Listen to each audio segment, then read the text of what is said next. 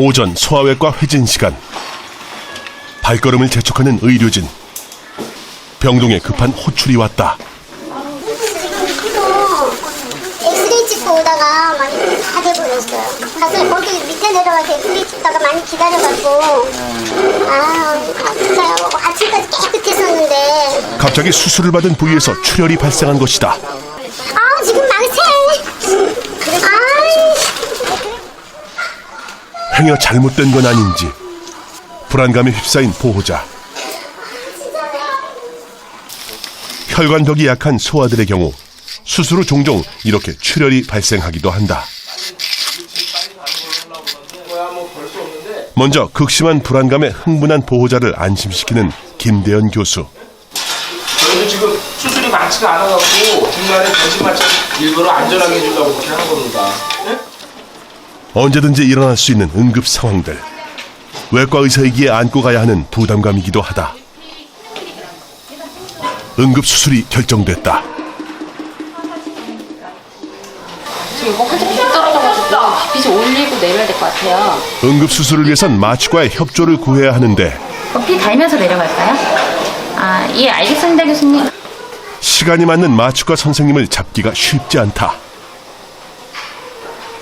피 달면서 내리래. 그래갖고 여기로 받아야 돼. 아까도 막 전화 한 번 하는 것도 내가 누구한테 뭘 하고 그런 거를 잘 모르니까 그러다 빵꾸가 나면 안 되거든요. 그러니까 일단 다 하는 거예요. 전화도 다 하고 양해도 다 부탁드리고 그런 게 있는 거죠. 마취과는 해결됐지만 혈액부터 수술 스텝까지 요청할 것들이 한두 가지가 아닌데 환자의 상태가 더 나빠지기 전에 해결해야 하니 마음만 급하다. 1년차 첫날 울었어요. 환자 넘어가서 ICU 가는데 보호자는 막 나 자꾸 컴플레인하고 그때 정말 의사가 하기 싫었어. 1년차 첫날 3월 1일 늘 출구는 있는 법. 과정은 힘들었지만 그래도 빠른 시간 내에 문제를 해결했다. 재빨리 수술 준비에 나서는 의료진. 외과 의사는 수술만 잘해서도 또 혼자의 능력만으로도 환자를 치료할 수 없다. 예고 없이 찾아오는 전쟁에 승리하기 위해선 모두의 힘을 하나로 모으는 임기응변에 강해져야 한다.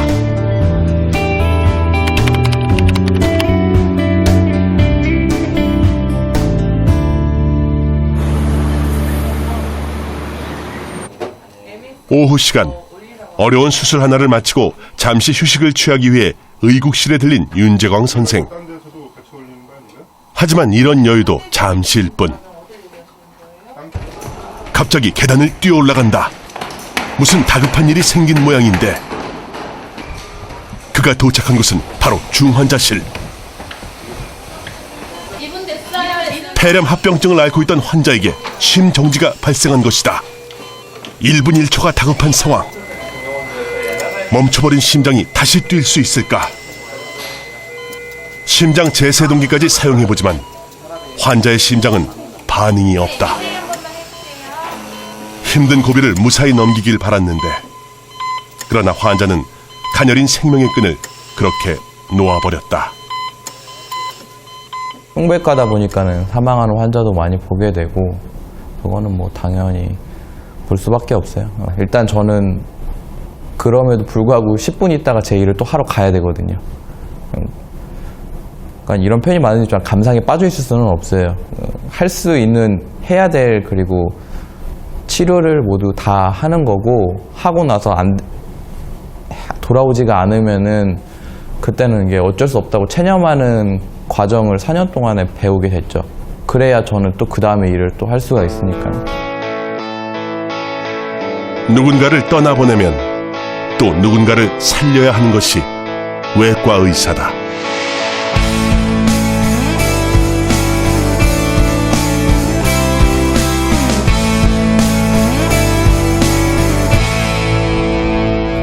여행 가방을 챙겨든 윤재광 선생이 병원 문을 나선다. 몇 달 만의 외출이다. 그가 향한 곳은 어머니가 계신 고향집. 얼마 전 단칸방에서 큰 집으로 이사를 했다. 처음 와보는 낯선 동네. 왼쪽 집이요? 여기 같아요. 시동 119. 이사간 집이 어떤 모습일지 윤재광 선생도 내심 기대가 크다. 고생 많으셨습니다. 아이고. 주님! 아들 왔습니다. 네, 오셨어요. 인사가 끝나기 바쁘게 방문부터 열어보는 윤재광 선생. 큰 집을 보니 미소가 절로 지어진다. 좋네요. 진짜, 아니. 몇 달 만에 만난 아들을 위해 진수성찬을 준비했다. 크니까, 주님, 우리. 모두 윤재광 선생이 평소 좋아하던 음식들. 흉부외과 의사가 된 후 얼굴 보기가 어려워진 아들을 오랜만에 만나니 잔칫날이 따로 없다. 병원에서 늘 긴장해있던 윤재광 선생도 어머니를 만나자 편안해 보인다. 명절 때는 못 와요. 못 와요. 거의. 그냥 재광이 오는 날이 명절. 맞아요. 명절이 따로 오는. 아버지를 일찍 여의고 어린 나이에 절망이란 고통을 남들보다 먼저 경험해야 했던 윤재광 선생. 그것이 인생의 커다란 밑거름이 되었다. 또 어렸을 때는 이 여러 부담감으로 많이 작용을 했고, 나는 왜 내 또래 애들한테서 가지지 않아도 될 그런 부담감을 갖고 해야 되는 거에 대해서도 야속한 적도 많았고, 그런 원동력이 없었으면 지금 제가 과연 그 제 몸뚱아리를 그렇게 뭐라 그럴까 굴렸을까? 그런 어떻게 보면 저한테는 그게 모티베이션이 됐죠. 예. 어려움을 극복하고 의젓하게 잘 자라준 아들. 그런 아들이 보고플 때면 어머니는 아들의 피아노 연주 동영상을 꺼내본다. 제가 이제 좀 안 좋은 일을 당해가지고 아주 좁은 집으로 이사를 가다 보니까 피아노를 남동생한테 이제 맡기게 됐어요. 그냥 잘 보관하고 있다가 후에 좀 그랬는데 돌려달라고 찾아왔어요. 그냥 늘상 기도해요. 우리 아들이 좀 마음이 건강하기를. 환자들하고 부딪히면 지명 엄마 보고 돌아가신 아빠 생각해서 잘 좀 대해줘. 그런 식으로 좀 해달라고. 가족들의 간절한 기도와 응원 속에서 윤재광 선생은 환자가 있는 치열한 전쟁터로 다시 돌아갈 준비를 한다.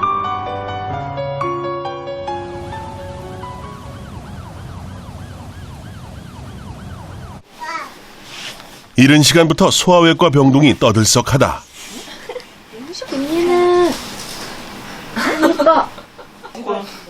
일찍부터 잠에서 깬 윤우. 윤우에게 오늘은 아주 특별한 날이다. 우리 그 전에 그 유전자 검사한다고 얘기는 안 했죠. 한 번쯤 해야 될 거예요. 선천성 고지혈증 수술이 길이에 따라서 방법이 다 달라질 수가 있고, 똑같은 길이라도 이렇게 할 수 있고 저렇게 할 수 있고 다양해요. 선천성 거대 결장증을 앓고 있는 윤우는 장의 신경이 제대로 분포돼 있지 않아 정상적으로 변을 보지 못하고 있다. 수술적 치료가 불가피한 상태. 큰 수술을 받아야 하지만 아무것도 모른 채 누워있는 윤우. 바라보는 가족들의 마음이 착잡하다. 안고. 나 뒤따라갈게. 이기고 와. 그렇지, 윤우야 잘하고 가라. 그렇지? 윤우는 가족들의 응원 속에서 병실문을 나선다. 너 오늘은 기쁜 거야. 그치? 잘할 수 있지? 사실 지켜보는 엄마가 더 긴장하고 있다. 떨려요. 뼛속까지 떨려요.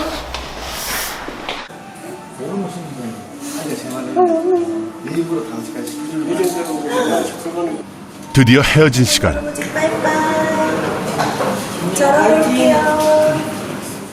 이제부터 어린 윤우를 의료진에게 맡겨야 할 순간이다.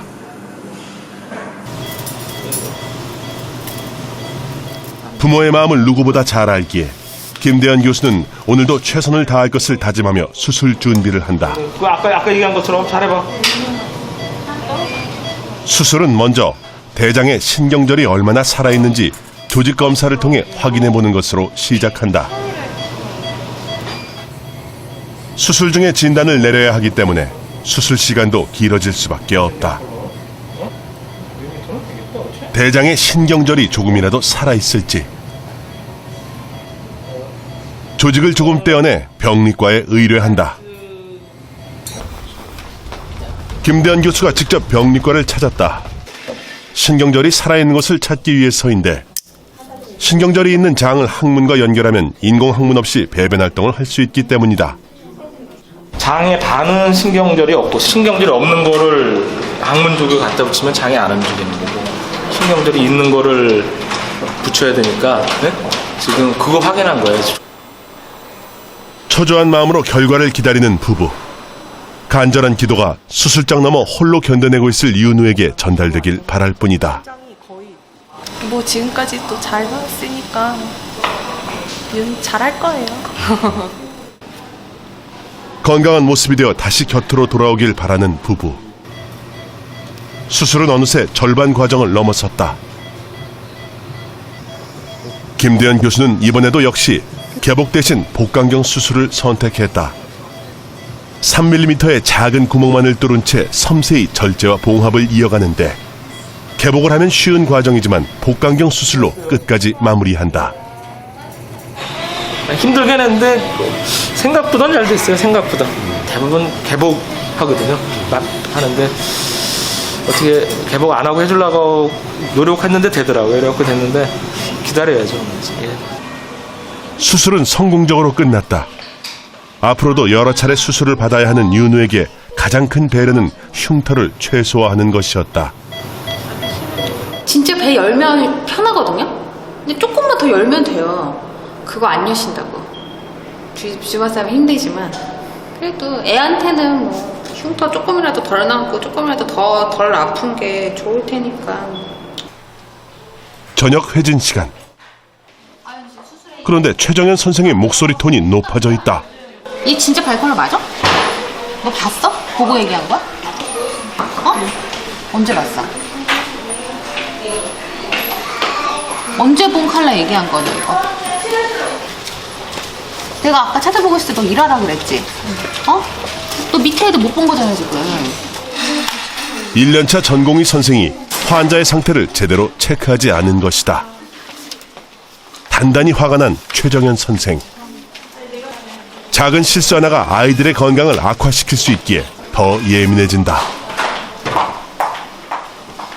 이유가 있을 때 화를 내는 게 원칙이라고 생각을 해요. 가장 위험한 거는 환자가 안 좋아지는데 그거를 안 좋아지는지를 모르고 있는 게 사실 제일 위험하거든요. 그거를 알아야 되는 게 1년 차들 때는 그거를 조금 알아야 되는 거고, 내가 뭔가 뭐를 잘못하고 있는지를 몰라요. 그러니까 잘못이라는 걸 인지시켜주는 거가 좀 중요하다 생각을 해서요. 그럴 때는 저는 좀 혼낼 때는 좀 가차없이 혼내는 편이에요. 좀 줄고 있는 애들은 이게 하나하나 짚어가며 후배를 다시 가르쳐보는데 공부를 하도록 숙제까지 덤으로 던져준다. 오늘은 병동에서 진짜 차분히 앉아서 일을 정리해봐라. 알았지? 오늘은 양보 안 하고 2번이고 밑에 있는 애는 누구예요? 늦은 밤 드디어 퇴근이다. 뭐 있으면 전화해.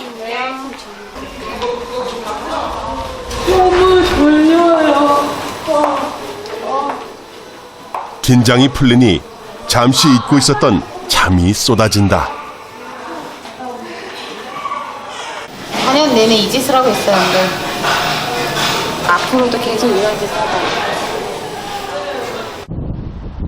병원 앞 기숙사에서 생활하고 있는 최정현 선생. 숙소에 도착했지만 침대 대신 책상 앞에 앉았다. 내일 있을 학회 때문이다. 오늘 몇 시에 끝내실 거예요? 그건 모르죠.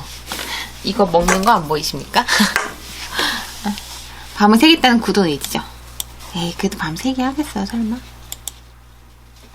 그러나 그녀는 오늘도 잠을 반납할 기세다. 일단 보죠, 뭐. 뭔 수술 어떻게 해놨는지.